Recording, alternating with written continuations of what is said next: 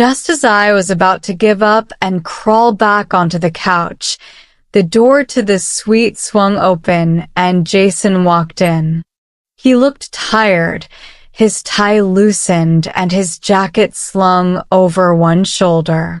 For a brief moment, I saw a flicker of vulnerability in his eyes, but it was gone as quickly as it appeared, replaced by his usual cold, distant expression. "You're still here," he said, almost surprised. "Where else would I go?" I replied, trying to keep the bitterness out of my voice. He didn't answer.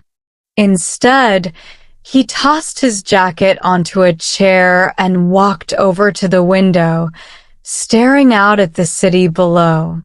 The silence stretched between us, heavy and uncomfortable, until I couldn't take it anymore. "What do you want from me, Jason?" I asked, my voice barely above a whisper. He turned to look at me, his expression unreadable. "I don't want anything from you, Eve. This marriage is just a means to an end. Once the 2 months are over, we'll go our separate ways. You'll get what you want, and I'll get what I need." "And what exactly is that?" I pressed, not willing to let him off the hook so easily. He sighed, running a hand through his hair. "Let's just say that I need to have total ownership of the family business, and I cannot do that unless I'm married to a woman from a reputable family, Eve. The shareholders are breathing down my neck, demanding that I secure the future of the company. They don't care how I do it, as long as I get married. That's all this marriage is to me, a way to keep them off my back." The words hit me like a punch to the gut. So that's what this was all about, a business arrangement, a transaction to secure his future. I was nothing more than a means to an end, a tool to be used and discarded when I was no longer needed. I clenched my fists, trying to hold back the tears that were threatening to spill over. "And what about me, Jason? What do I get out of this?" "You get financial security," he replied bluntly. "Your parents will be taken care of, and you'll have enough money to live comfortably for the rest of your life. Isn't that what you wanted?" I wanted to scream at him, to tell him that money wasn't everything, that I wanted more out of life than just financial security. But I knew it would be pointless. Jason wasn't the type to understand or care about things like love, happiness, or fulfillment. Instead, I took a deep breath and forced myself to stay calm. "Fine, I'll play along with your plan, but don't expect me to be happy about it." "I don't expect you to be happy, Eve," he said, his voice cold and detached. "I just expect you to do your part." With that, he turned and walked into the bedroom, leaving me standing alone in the living room, my heart heavy with anger and sadness. I had known this marriage would be difficult, but I hadn't expected it to be this soul-crushing. As I stood there, staring at the closed door of the bedroom, I made a silent vow to myself. I would survive this, somehow. I would find a way to make it through the next 2 months without losing myself completely. And when it was all over, I would walk away from this marriage with my head held high, knowing that I had done what was necessary to protect my family. But I wouldn't let Jason, or anyone else break me. Not now, not ever. The next morning, I woke up to the sound of Jason getting ready for another day at the office. He was already dressed in a sharp suit, his hair perfectly styled, and his expression as unreadable as ever. He barely acknowledged my presence as I got out of bed and headed to the bathroom. As I brushed my teeth, I caught a glimpse of myself in the mirror. My eyes were tired, my hair a mess, and there was a sadness in my expression that I hadn't seen before. I splashed some cold water on my face, trying to wash away the exhaustion and the emotions that were threatening to overwhelm me. When I emerged from the bathroom, Jason was already gathering his things. "I have meetings all day," he said without looking at me. "You can do whatever you want. Just stay out of trouble." I nodded silently, not trusting myself to speak. I didn't want to argue with him, didn't want to give him any more reasons to look down on me. As he left the suite, I felt a wave of relief wash over me. At least now I had some time to myself, some time to think about what I was going to do. I couldn't just sit around and wait for the next 2 months to pass. I needed a plan, a way to regain some control over my life. I spent the morning exploring the hotel, trying to distract myself from the reality of my situation. The hotel was luxurious, with all the amenities one could ask for: spas, pools, restaurants, and more. But none of it interested me. I felt like a ghost, wandering through the halls without purpose, without direction. It wasn't until I found myself in the hotel's library that I finally felt a sense of peace. The room was quiet and cozy, with shelves full of books and comfortable chairs where I could sit and lose myself in a story. I picked out a book at random and settled into a chair by the window, hoping that the words on the page would provide some escape from my thoughts. As I read, I felt the tension in my shoulders begin to ease, the knot in my stomach loosening just a bit. For a few hours, I was able to forget about Jason, about the marriage, about everything that had been weighing me down. But as the sun began to set, reality came crashing back. I couldn't stay in the library forever. I had to go back to the suite, had to face whatever awaited me there.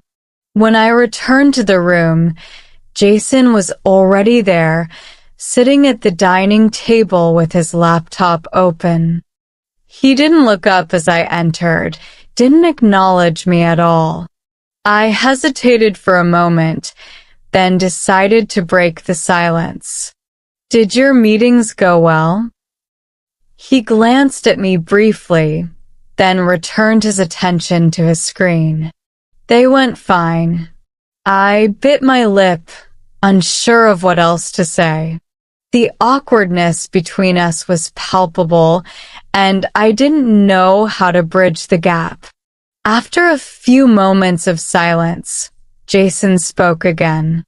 "I've arranged for us to attend a charity gala tomorrow night. It's important for appearances." "Okay," I said quietly, not knowing what else to say. "You'll need a dress," he continued, still not looking at me. "I'll have someone take you shopping tomorrow." I nodded, feeling a pang of resentment at how he was treating me like a doll to be dressed up and paraded around. But I kept my thoughts to myself, knowing that arguing with him would get me nowhere. That night, As I lay in bed staring up at the ceiling, I couldn't shake the feeling of emptiness that had settled over me. This wasn't the life I had imagined for myself, and I had no idea how I was going to get through the next 2 months without losing myself completely. But one thing was clear: I couldn't rely on Jason for anything. If I was going to survive this, I would have to do it on my own. And so, as the city lights twinkled outside the window, I made a promise to myself. I would find a way to make it through this marriage, to come out on the other side stronger and more independent than ever before. And I wouldn't let Jason, or anyone else, define my worth. The next morning, I was awakened by a soft knock on the door. Groggily, I sat up in bed, rubbing the sleep from my eyes. "Come in," I called, my voice hoarse from sleep. A hotel staff member entered, her demeanor polite and professional. "Good morning, Mrs. Coleman. Mr. Coleman has arranged for you to visit a boutique today to pick out a dress for the charity gala this evening.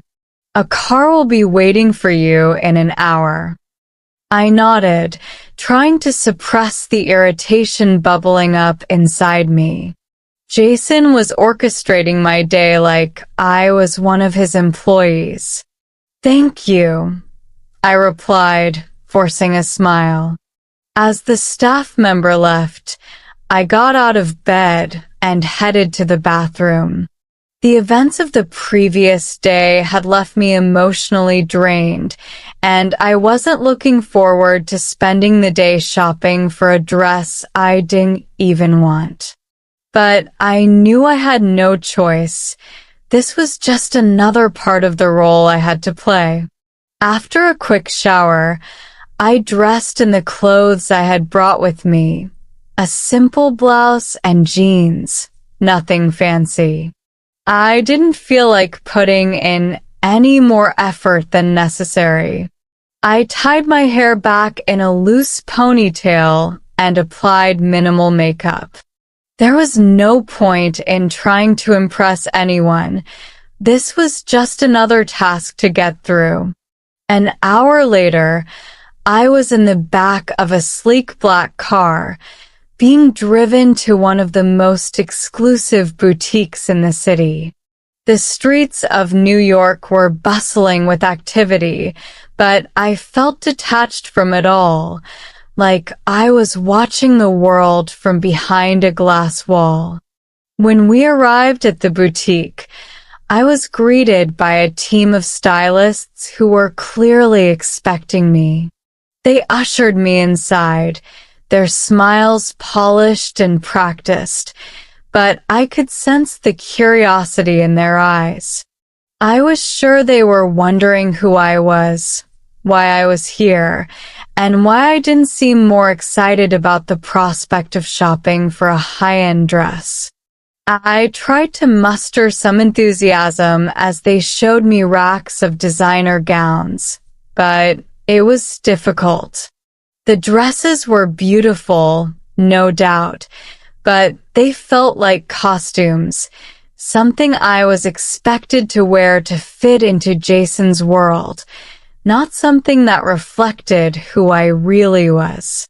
After trying on several options, I finally settled on a floor-length, emerald green gown that accentuated my figure without being too revealing.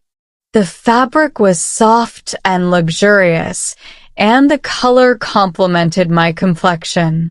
As I stood in front of the mirror, I had to admit that I looked good, elegant, even. But there was still a part of me that felt like an imposter, like I didn't belong in this world of wealth and privilege. The stylists seemed pleased with my choice, and they quickly said about accessorizing the dress with jewelry and shoes. By the time they were finished, I looked every bit the part of a high society wife, but I felt like a stranger in my own skin. As I left the boutique, my new dress carefully packaged and carried by one of the staff members, I couldn't help but wonder what the gala would be like. I had never attended such an event before, and the thought of mingling with New York's elite made me nervous. But I knew I had to keep up appearances for Jason's sake, if not for my own. The car ride back to the hotel was quiet, giving me time to reflect on everything that had happened since the wedding. It was hard to believe that it had only been a few days. It felt like a lifetime had passed. The realization that I had to keep up this facade for another 2 months was overwhelming, but I knew I had no choice. My family's future depended on it. Back at the hotel, I carefully laid out the dress and accessories on the bed. The gala was still hours away, but I felt a knot of anxiety forming in my stomach. I had never been good at pretending, and the thought of having to smile and make small talk with people I didn't know or care about was daunting. As the afternoon wore on, I tried to distract myself with a book, but I couldn't focus.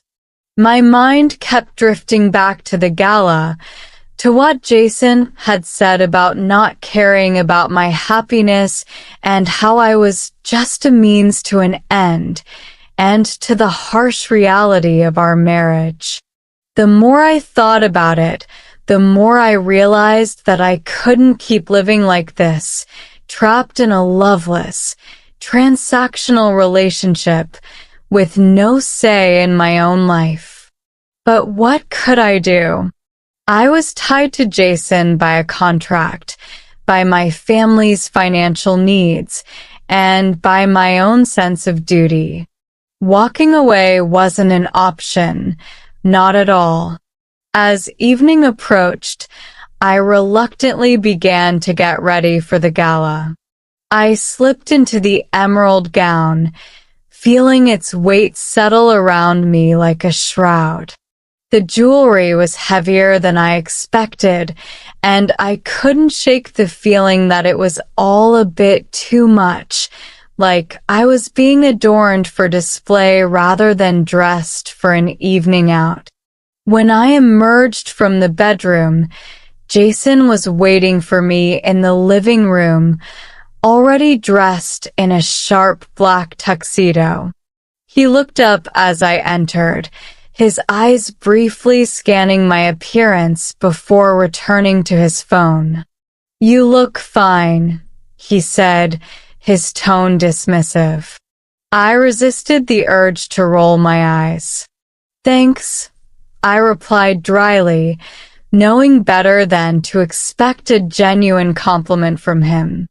Without another word, he pocketed his phone and offered me his arm. I hesitated for a moment, then took it, letting him lead me out of the suite and down to the waiting car. The ride to the gala was as silent as ever, the tension between us palpable. When we arrived at the venue, a grand, historic building in the heart of the city, I could feel my nerves kicking into high gear. The entrance was lined with photographers, their cameras flashing as they captured the arrivals. Jason tightened his grip on my arm, and I took a deep breath, forcing myself to smile as we stepped out of the car. The moment we entered the building, I was hit by the opulence of it all. The grand chandelier, the marble floors, the beautifully dressed guests. It was like something out of a movie. But despite the glamour, I couldn't shake the feeling of being out of place, like I was an outsider looking in. Jason quickly slipped into his role, greeting people with ease, his charming smile never faltering. I, on the other hand, struggled to keep up, trying to remember names and faces and forcing myself to engage in small talk that felt painfully superficial. As the evening wore on, I found myself drifting away from Jason, needing a moment to breathe. I wandered over to a quiet corner, watching the crowd from a distance. It was then that I realized just how isolated I felt, surrounded by people, yet completely alone. I was so lost in thought that I didn't notice someone approaching until they were standing right beside me. Not enjoying the party, I turned to find a tall, handsome man with dark hair and striking blue eyes smiling down at me. He was dressed in a tailored suit, and there was an air of confidence about him that immediately put me on edge. I'm fine, I replied, forcing a smile. He raised an eyebrow, clearly not convinced. You don't look like you're having fun. But then, these events can be a bit much, can't they? I nodded, not sure what to say. There was something about him that made me uneasy, but I couldn't put my finger on it. Forgive me, I haven't introduced myself, he said, extending a hand. I'm Leo Blackwood, and you are Eve Coleman, I replied, taking his hand. His grip was firm, his smile charming, but there was something in his eyes that made me wary. Coleman? As in Jason Coleman's wife, he asked, his smile widening. Yes, I said, feeling a pang of discomfort at the way he said it. Interesting, he murmured, his eyes flicking over me in a way that made my skin crawl. I forced myself to keep smiling, but my instincts were screaming at me to get away from this man. There was something off about him, something that set off alarm bells in my head. Well, Mrs. Coleman, it was a pleasure meeting you, he said, releasing my hand. I'm sure we'll be seeing more of each other. With that, he turned and disappeared into the crowd, leaving me standing there with a sense of unease that I couldn't shake. I returned to Jason's side, but my mind was elsewhere. Who was Leo Blackwood, and why did he seem so interested in me? I couldn't help but feel that our brief encounter was just the beginning of something that I wasn't sure I was ready for.